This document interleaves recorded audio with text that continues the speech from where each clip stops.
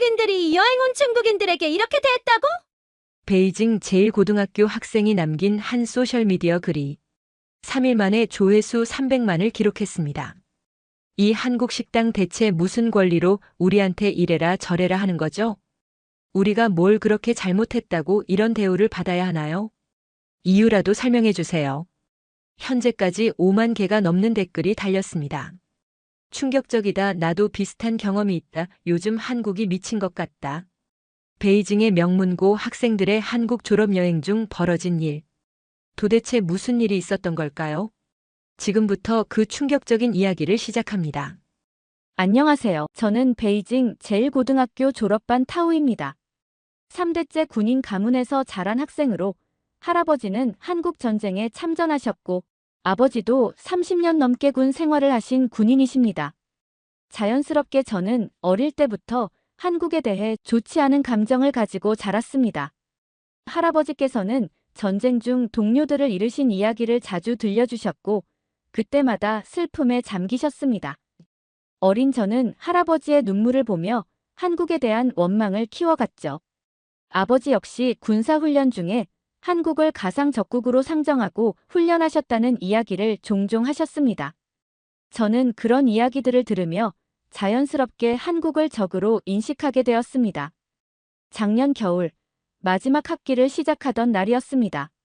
담임 선생님께서 졸업여행지가 한국으로 결정되었다는 소식을 전하셨습니다. 교실이 순식간에 술렁였습니다. 선생님, 정말인가요? 한국이요? 저 너무 좋아요. 리수가 신이 나서 소리쳤습니다. 하지만 장외인은 불만스러운 표정을 지었습니다. 하필 왜 한국입니까? 우리 아버지가 한국 기업 때문에 사업하기 힘들어지셨는데요. 선생님께서는 스크린에 한국의 모습을 보여주셨습니다. 현대적인 건물들, 깨끗한 거리, 첨단 기술 연구소까지. 제가 알고 있던 한국의 모습과는 전혀 달랐습니다. 여러분들은 세계적인 반도체 공장도 견학하고 최첨단 의료시설도 방문할 예정입니다. 한국은 지난 50년간 놀라운 발전을 이룩했습니다. 이번 여행은 단순한 관광이 아닌 미래를 배우는 시간이 될 것입니다. 친구들 사이에서 의견이 갈렸습니다. 한국 드라마나 음악을 좋아하는 학생들은 신이 났지만 저처럼 군인 가정 출신 학생들은 복잡한 심정이었습니다. 타우야, 너는 어떻게 생각해? 특히 내 할아버지께서는 전쟁에도 참전하셨다면서. 친구들은 제 가정 환경을 알기에 조심스럽게 물었습니다. 집에 돌아와 이 소식을 전하자 아버지께서 크게 화를 내셨습니다. 한국이라고? 말도 안 된다. 당장 학교에 가서 취소하라고 해. 하지만 뜻밖에도 할아버지께서 다른 의견을 내셨습니다. 장식장에 걸린 군복을 바라보시며 말씀하셨습니다. 세상이 많이 변했구나. 할아버지도 얼마 전에 한국제 의료기기로 검사를 받았는데 정말 뛰어난 기술이더구나. 타우 내 또래의 젊은이들이 서로를 이해하고 배우는 건 중요한 일이야. 어머니도 할아버지 의견에 동의하셨습니다. 그래, 타우야. 시대가 변했잖아. 요즘은 한국 상품이 우리나라에서도 인기가 많아. 세상이 변하는데 우리도 변해야지. 아버지는 한참을 생각하시더니 마침내 입을 여셨습니다. 군인은 적을 알아야 한다. 하지만 그건 미워하라는 뜻이 아니라 이해하라는 뜻이다. 이번 기회에 한국이 어떻게 이렇게 발전했는지 잘 살펴보고 오너라. 그날 밤 창밖을 바라보며 생각에 잠겼습니다. 제가 알고 있던 한국은 전쟁 이야기 속의 한국이었습니다. 하지만 이제는 세계 10위권의 경제대국이 되었다고 합니다. 어쩌면 이번 여행이 제 편견을 깨는 계기가 될지도 모르겠다는 생각이 들었습니다. 이렇게 저의 생각이 조금씩 변화하기 시작했고 한국으로의 여행을 준비하게 되었습니다. 졸업여행 준비를 위한 첫 모임이 시작되었습니다. 선생님께서는 한국 문화와 예절에 대해 설명하시면서 특히 어른을 공경하는 문화를 강조하셨습니다. 한국은 예의와 질서를 매우 중요하게 여기는 나라입니다. 공공장소에서는 조용히 해야 하고 어른을 만나면 반드시 인사를 해야 하죠. 리밍이 손을 들었습니다. 우리도 예의 있는 민족인데 왜 자꾸 한국식 예절을 배워야 하나요? 옆자리의 장웨이도 불만스러운 표정이었습니다. 맞아요.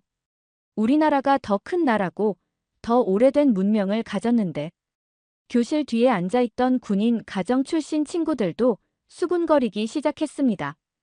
이 학교에는 저처럼 군인 자녀들이 특히 많았기 때문에 한국에 대한 거부감이 컸습니다. 우리 아버지는 지금도 한국 군함이랑 대치하고 계신데 작년에도 우리 부대 앞으로 한국 전투기가 날아왔다면서 한 달 뒤면 한국으로 떠납니다. 설렘보다는 걱정이 앞섰지만 어쩌면 이번 여행이 제 편견을 깨는 계기가 될지도 모른다는 작은 희망이 생겼습니다. 여러분, 잠시 후 인천국제공항에 도착하겠습니다. 기내 방송이 나오자 저는 창밖을 바라보았습니다. 비행기가 구름을 뚫고 내려오면서 서서히 한국의 모습이 보이기 시작했습니다. 바다를 끼고 늘어선 고층 건물들, 반듯하게 정돈된 도로, 그리고 군데군데 보이는 녹지까지 예상했던 것과는 전혀 다른 풍경이었습니다. 저기 봐, 바다를 메워서 공항을 만들었대. 리밍의 말에 장웨이가 코웃음을 쳤습니다. 우리나라 공항이 더 크던데. 이것도 대단하다고 보여주는 거야. 하지만 비행기에서 내려 공항 안으로 들어서자 장웨이의 표정도 조금 달라졌습니다.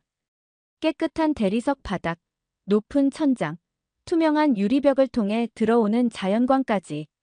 공항은 마치 거대한 미술관 같았습니다. 입국장으로 가는 동안 질서정연한 모습이 눈에 들어왔습니다. 수많은 사람들이 오가는데도 전혀 혼잡하지 않았습니다. 줄을 서서 기다리고 알아서 왼쪽으로 걷고 조용히 통화하는 모습이 인상적이었습니다. 규칙이 너무 많은 것 같아요. 리밍이 불만스러운 표정으로 말했습니다. 우리나라는 이렇게 딱딱하지 않은데.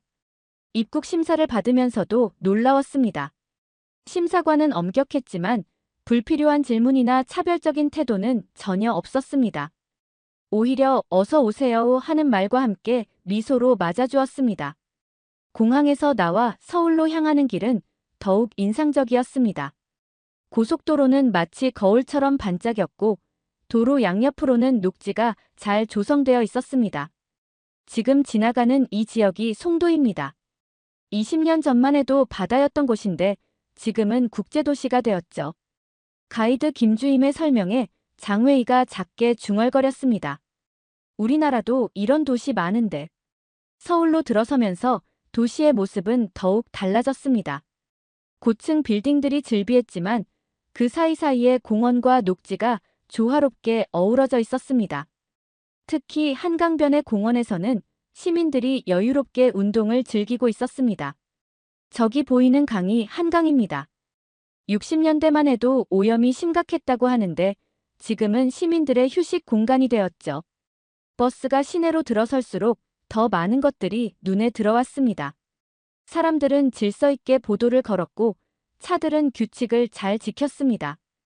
횡단보도 앞에서는 빨간 불인데도 차가 없어도 시민들이 신호를 기다렸습니다. 너무 답답해 보이지 않아? 리밍이 장웨이에게 속삭였습니다.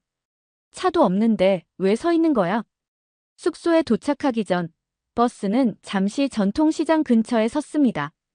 현대적인 건물들 사이에 자리 잡은 전통시장은 독특한 분위기를 자아냈습니다. 오래된 가게들이 깔끔하게 정돈되어 있었고 상인들은 활기차게 손님들을 맞이했습니다. 시장 한복판에서 한 할아버지가 우리를 보며 반갑게 말을 걸어오셨습니다. 중국에서 오셨나요? 우리 시장에 어서 오세요. 할아버지의 환한 미소에 리밍과 장웨이도 잠시 긴장을 풀었습니다. 하지만 이내 시장의 좁은 통로와 사람들이 붐비는 모습에 다시 짜증을 내기 시작했습니다.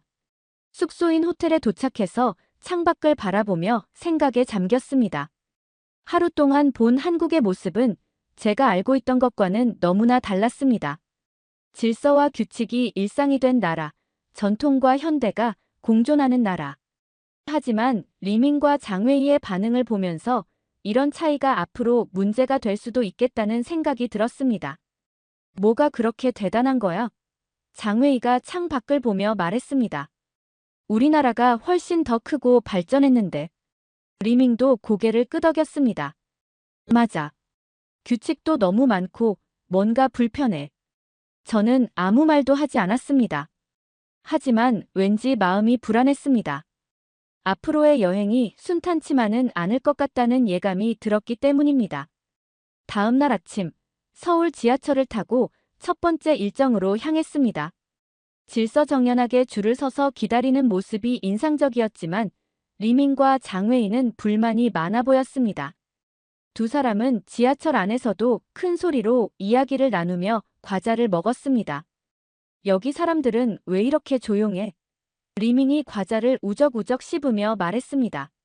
주변 승객들의 눈빛이 점점 따가워졌지만 두 사람은 아랑곳하지 않았습니다. 그때 지팡이를 짚은 할아버지께서 노약자석 앞에 서셨습니다. 장웨이와 리밍이 앉아있던 자리였습니다.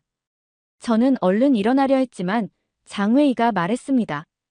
왜 비켜줘야 해? 우리도 돈 내고 탔잖아. 순식간에 지하철 안의 공기가 얼어붙었습니다. 제가 나서려 했지만 이미 늦었습니다. 건너편에 앉아 계시던 한 아주머니께서 자리에서 일어나셨습니다. 할아버지, 여기 앉으세요. 요즘 젊은이들은 예의가 없어서. 장웨이가 벌떡 일어났습니다. 뭐가 예의가 없다는 거예요? 우리나라에서는 이런 식으로 손님을 대하지 않아요. 결국 역무원이 출동했고 우리는 다음 역에서 내려야 했습니다. 인솔 선생님께서 크게 화를 내셨지만 두 사람은 여전히 불만스러운 표정이었습니다. 점심시간 한 식당에서 두 번째 사건이 터졌습니다. 장웨이가 고기를 자기 마음대로 굽다가 옆 테이블 손님의 주의를 받았습니다. 학생, 그렇게 구우면 안 돼요. 연기가 너무 많이 나서 다른 손님들이 불편해해요. 제가 사 먹는 고기인데 왜 간섭하세요? 우리나라에서는 이런 식으로 손님한테 말하지 않아요. 장웨이의 목소리가 점점 커졌습니다. 주인이 나와서 설명했습니다. 이 고기는 이렇게 구워야 맛있어요. 연기도 적게 나고 고기도 더 맛있게 익어요. 하지만 리밍이 끼어들었습니다. 우리 보고 한국 사람처럼 하라는 거예요? 우리는 중국 사람이에요. 우리 방식대로 할 거예요. 결국 우리는 식사도 제대로 못하고 식당을 나와야 했습니다. 길거리에서 장웨이가 불만을 터뜨렸습니다. 이상한 나라네. 뭐만 하면 안 된다. 하지 말라. 숨 막혀 죽겠어. 오후에는 전통시장을 방문했습니다. 시장 입구에서 인솔 선생님께서 주의사항을 말씀하셨습니다. 여기는 오래된 시장이에요. 어르신들이 많으시니 조용히 예의 바르게 다녀야 합니다. 하지만 장웨이와 리밍은 이미 시장 안으로 뛰어들어가고 있었습니다. 두 사람은 좁은 통로를 마구 헤치고 다니며 물건들을 함부로 만졌습니다. 학생들, 그렇게 물건을 막 만지면 안 되지. 한 할머니께서 말씀하셨습니다. 뭐가 어떤데요? 살 수도 있잖아요. 리밍이 큰 소리로 대꾸했습니다. 아이고, 요즘 젊은이들은. 할머니께서 한숨을 쉬셨습니다. 저는 두 사람을 말리려 했습니다. 그만해. 우리가 손님이잖아. 예의 바르게 구경하자. 너는 왜 맨날 한국 편이야? 장웨이가 화를 냈습니다. 우리가 돈 내고 왔는데 이것도 저것도 안 된다니. 이게 말이 돼? 시장을 나와 호텔로 돌아가는 길, 두 사람의 불만은 극에 달했습니다. 호텔 로비에 도착하자마자 소파에 드러눕더니 큰 소리로 떠들기 시작했습니다. 너무 답답해. 여기 사람들은 왜 이렇게 규칙하는 거야? 맞아. 우리나라가 훨씬 자유롭고 좋아. 호텔 직원이 다가와 조용히 해달라고 요청했지만 오히려 두 사람은 더 큰 소리를 냈습니다. 결국 호텔 지배인까지 나왔고 상황은 점점 심각해졌습니다. 학생들, 다른 손님들을 배려해 주셔야 합니다. 우리가 돈 내고 온 손님이잖아요. 왜 자꾸 이래라 저래라 하는 거예요? 장웨이가 소리를 지르며 일어서다가 로비의 화분을 쓰러뜨렸습니다. 값비싼 도자기 화분이 바닥에 떨어져 산산조각이 났습니다. 이제 돌이킬 수 없는 상황이 되어버렸습니다. 인솔 선생님께서는 한숨을 깊이 내쉬며 호텔 지배인과 이야기를 나누기 시작했습니다. 저는 두 친구를 바라보며 생각했습니다. 우리가 알던 한국과 실제 한국의 차이는 컸지만 그 차이를 인정하고 이해하려 하지 않은 것이 더 큰 문제였던 것 같습니다. 호텔 로비에서 벌어진 소동 때문에 결국 인솔 선생님은 교장 선생님께 전화를 걸어야 했습니다. 리밍과 장웨이의 하루 종일 이어진 문제 행동들, 거기에 호텔 기물 파손까지 더해져 더는 눈 감아줄 수 없는 상황이 된 것입니다. 두 사람 내일 아침 첫 비행기로 귀국하게 될 것 같아요. 이미 베이징 본교에서도 강력한 처벌을 요구하고 있습니다. 놀라운 것은 호텔 지배인의 반응이었습니다. 화를 내거나 경찰에 신고하는 대신 오히려 더 차분하게 상황을 설명했습니다. 문제는 화분 파손이 아닙니다. 다른 손님들을 배려하지 않는 태도, 그리고 우리 문화를 존중하지 않는 모습이 더 안타깝네요. 지배인의 말씀에 리밍이 되레 화를 냈습니다. 우리나라에서는 손님이 왕입니다. 여기서는 손님한테 이래라 저래라 하니까 이런 일이 생기는 거예요. 그때 로비에 있던 한 할아버지께서 다가오셨습니다. 젊은이들, 잠시 이야기 좀 하지 않겠나? 알고 보니 할아버지께서는 40년 전 중국에서 무역을 하셨던 분이었습니다. 나도 처음 중국에 갔을 때는 많이 힘들었네. 말도 통하지 않고 문화도 달라서 실수를 많이 했지. 하지만 그때 중국 사람들이 나를 많이 이해해주고 가르쳐줬어. 할아버지의 차분한 목소리에 리밍과 장웨이도 조금씩 마음을 열기 시작했습니다. 지금 내가 너희들의 행동을 보면서 그때 중국 사람들의 마음이 이해가 되는구나. 화를 내거나 처벌하는 것보다 서로를 이해하고 배우는 게 더 중요하다는 걸 그분들이 가르쳐 주셨거든. 호텔 지배인도 고개를 끄덕였습니다. 맞습니다. 우리도 60년대에는 외국에 나가면 실수를 많이 했죠. 하지만 그런 경험들을 통해 배우고 성장했습니다. 장웨이가 처음으로 죄송한 기색을 보였습니다. 저희가 너무 이기적이었네요. 우리나라 방식만 고집했던 것 같아요. 리밍도 고개를 숙였습니다. 화분도 깨뜨리고. 정말 죄송합니다. 하지만 이미 결정된 귀국 조치를 되돌리기는 어려웠습니다. 다만 호텔 측에서는 생각지도 못한 제안을 해주셨습니다. 두 학생이 진심으로 반성하는 것 같으니 법적 조치는 하지 않겠습니다. 대신 나중에 다시 한국을 방문할 기회가 있다면 그때는 서로의 문화를 이해하고 존중하는 마음으로 와주길 바랍니다. 할아버지께서도 따뜻한 미소를 지어주셨습니다. 실수는 누구나 할 수 있어. 중요한 건 그 실수를 통해 무엇을 배우느냐지. 다음 날 아침, 리밍과 장웨이는 짐을 싸기 시작했습니다. 두 사람의 표정에는 후회와 미안함이 가득했습니다. 타우야, 내가 계속 말렸는데 우리가 너무 고집을 부렸어. 리밍의 목소리가 떨렸습니다. 맞아. 이제야 알겠어. 우리가 한국에 대해 너무 모르면서 판단했던 거야. 장웨이도 깊이 반성하는 것 같았습니다. 공항으로 가는 차 안에서 인솔 선생님께서 마지막 조언을 해주셨습니다. 이번 일을 교훈 삼아 다른 문화를 대할 때는 더 열린 마음을 가져야 해요. 두 사람이 떠나고 나서 저는 호텔 지배인을 다시 찾아뵈었습니다. 너무 죄송합니다. 저희 때문에 많은 폐를 끼쳤는데도 이렇게 너그럽게 대해주셔서. 지배인께서는 오히려 저를 위로해 주셨습니다. 타우 학생은 오히려 대단해요. 친구들의 잘못된 행동을 말리려 많이 노력했잖아요. 하지만 저도 사실 처음에는 한국에 대해 좋지 않은 감정을 가지고 있었어요. 그래도 직접 보고 느끼면서 생각이 바뀌었잖아요. 그게 바로 여행의 의미이고 문화 교류의 가치랍니다. 이제 저는 혼자서 남은 일정을 보내야 합니다. 하지만 마음이 무겁지만은 않습니다. 오히려 이번 일을 통해 더 많은 것을 배웠기 때문입니다. 한국인들의 대응이 특히 인상적이었습니다. 화를 내거나 처벌하는 대신 이해하고 배려하는 모습을 보여주었습니다.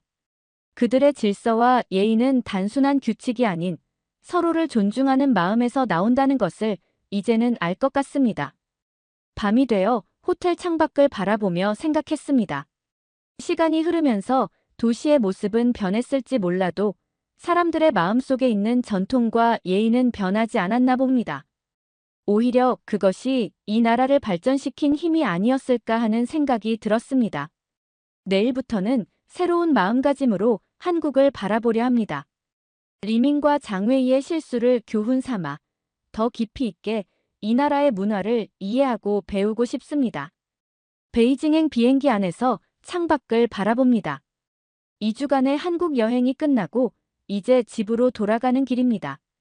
구름 위로 떠오르는 햇살을 보며 이번 여행에서 있었던 일들이 하나둘 떠오릅니다.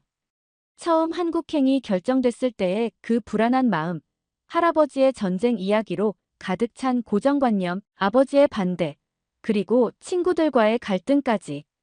하지만 지금의 제 마음은 그때와는 완전히 다릅니다. 옆자리에 앉으신 어르신께서 말을 걸어오셨습니다. 학생은 한국에서 뭐 하다 오나? 졸업여행으로 다녀왔습니다. 생각보다 훨씬 많은 것을 배우고 갑니다. 어떤 점이 제일 인상 깊었나? 처음에는 규칙이 너무 많고 불편하다고 생각했는데 이제는 그 속에 담긴 배려와 존중의 마음을 이해하게 됐습니다. 한국 사람들의 성숙한 모습이 특히 기억에 남아요. 어르신은 고개를 끄덕이셨습니다. 그게 바로 진정한 힘이지. 겉으로 보이는 건물이나 기술이 아니라 사람들의 마음가짐이 그 나라의 진짜 모습을 보여주는 법이야. 맞습니다. 제 친구들이 실수를 많이 했는데도 한국 사람들은 끝까지 이해하고 배려하는 모습을 보여주셨어요. 내가 젊었을 때 중국에서 비슷한 경험을 했네. 말도 통하지 않고 문화도 달랐지만 그때 중국 사람들이 보여준 따뜻한 마음은 아직도 잊을 수 없어. 어르신의 말씀을 들으며 할아버지 생각이 났습니다. 이제는 할아버지의 전쟁 이야기도 다르게 들을 수 있을 것 같습니다. 그때의 아픔을 이해하면서도 미래를 향해 나아가는 지혜가 필요하다는 것을. 비행기가 구름 위로 올라가자 한국에서의 추억들이 더욱 선명하게 떠올랐습니다. 인천공항에 처음 도착했을 때의 놀라움, 깔끔하게 정돈된 거리, 질서, 정연한 지하철, 그리고 무엇보다 만났던 사람들의 친절함. 특히 기억에 남는 것은 호텔 지배인의 모습입니다. 리민과 장웨이가 소동을 부렸을 때도 끝까지 미소를 잃지 않았고 오히려 더 배려하는 모습을 보여주셨습니다. 그때는 이해할 수 없었지만 이제는 그 의미를 알 것 같습니다. 베이징이 가까워질수록 제 마음속에는 새로운 결심이 자라났습니다.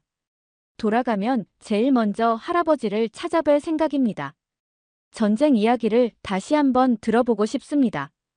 이번에는 증오가 아닌 이해의 마음으로 과거의 아픔을 넘어 미래를 바라보는 시선으로 공항에 마중 나오신 아버지를 만나자마자 말씀드렸습니다. 아버지, 정말 좋은 경험이었습니다. 제가 알던 한국은 책에서, 뉴스에서 본 한국이었어요. 하지만 직접 가서 보고 느낀 한국은 전혀 달랐습니다. 집으로 가는 차 안에서 한국에서 있었던 일들을 하나하나 말씀드렸습니다. 리민과 장웨이의 실수, 한국 사람들의 대응, 그리고 제가 배운 것들까지. 처음에는 의아해하시던 아버지의 표정이 점점 관심 어린 모습으로 바뀌어 갔습니다. 내가 많이 성장했구나. 아버지도 이제는 다시 생각해봐야겠다. 집에 도착하자 할아버지께서 거실에서 기다리고 계셨습니다. 타우야, 어서 와라. 한국은 어땠니?